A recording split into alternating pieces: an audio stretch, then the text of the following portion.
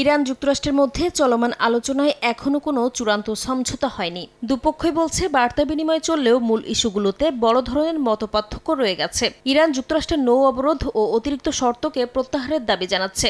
অন্যদিকে ওয়াশিংটন পরমাণু ও হরমুজ ইস্যুতে শর্ত আরোপ করেছে। দুপক্ষের এই অনড় অবস্থানের কারণে মধ্যপ্রাচ্যে উত্তেজনা দিন দিন বেড়েই চলেছে। চলমান পরিস্থিতির মধ্যে কৌশলগত হরমুজ প্রণালীকে ঘিরে কঠোর অবস্থান পুনর্ব্যক্ত করেছে ইরান। দেশটির সশস্ত্র বাহিনীর অপারেশনাল সদর দপ্তর খাতাম আল আনবিয়া জানিয়েছে, প্রণালীর ব্যবস্থাপনা এখন পূর্ণ কর্তৃত্বে পরিচালিত হচ্ছে। বিদেশি সব বাণিজ্যিক ও সামরিক জাহাজকে নির্ধারিত রুট অনুসরণ এবং আইআরজিসির নৌবাহিনীর অনুমতি নেয়ারও নির্দেশ দেওয়া হয়েছে।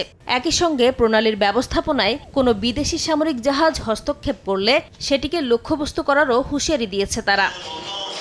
এদিকে ইরানের সর্বোচ্চ ধর্মীয় নেতা মোস্তফা খামেনির একজন সামরিক উপদেষ্টা মোহসেন রেজাই বলেছেন, যুক্তরাষ্ট্র নৌ অবরোধ অব্যাহত রেখে কূটনীতির সঙ্গে বিশ্বাসঘাতকতা করছে। সামাজিক যোগাযোগ মাধ্যমে দেয়া এক পোস্টে তিনি জানান, ওয়াশিংটন আলোচনার কথা বললেও বাস্তবে সামরিক চাপ বাড়াচ্ছে, যা কূটনৈতিক প্রচেষ্টাকে দুর্বল এবং সংকটকে আরও গভীর করছে।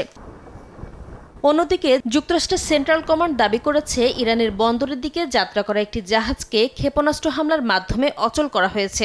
গাম্বিয়ার পতাকাবাহী ওই জাহাজটি আন্তর্জাতিক জলসীমা দিয়ে ইরানের দিকে যাচ্ছিল বলেও জানানো হয়। হরমুজ প্রণালী ঘিরে নতুন করে আলোচনায় এসেছে ট্রানজিট ফি ইস্যু। কাতার জানিয়েছে, স্থায়ী টোল ব্যবস্থা তারা সমর্থন করে না। কারণ হিসেবে বৈশ্বিক ভোক্তার উপর চাপ বাড়ার বিষয়টিকে তুলে ধরেছে তারা। তবে সাময়িক বা নির্দিষ্ট সময়ের জন্য ফি আরোপ নিয়ে আলোচনা করা যেতে পারে বলেও জানিয়েছে দোহা।